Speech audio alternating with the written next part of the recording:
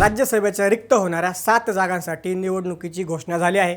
नक्की कधी आहे निवडणूक सांगतो, पण त्याआधी आम्हाला फॉलो नक्की करा, कारण राजकारणातील सर्व महत्त्वाचे अपडेट्स आम्ही तुमच्यापर्यंत सर्वात आधी पोहोचवतो। एप्रिल 2026 मध्ये महाराष्ट्रातील 7 राज्यसभा सदस्यांचा कार्यकाळ संपत असल्याने ही निवडणूक जाहीर झाली आहे। 16 मार्च रोजी सकाळी 9 ते 4 या वेळेत मतदान पार पडणार आहे। विशेष म्हणजे त्याच दिवशी सायंकाळी 5 वाजल्यापासून मतमोजणी होऊन निकालही जाहीर होतील। निवडणूक आयोगाच्या वेळापत्रकानुसार 5 मार्चपर्यंत अर्ज भरता येतील, तर 9 मार्च ही अर्ज मागे घेण्याची शेवटची तारीख आहे।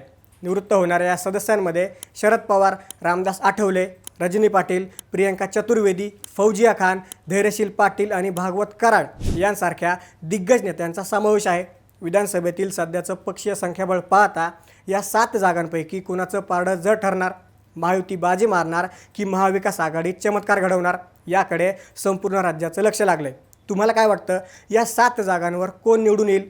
कमेंट्समध्ये नक्की सांगा आणि अशाच राजकीय घडामोडी जाणून घेण्यासाठी थोडक्यातला नक्की फॉलो करा। बातमी म्हणजे थोडक्यात।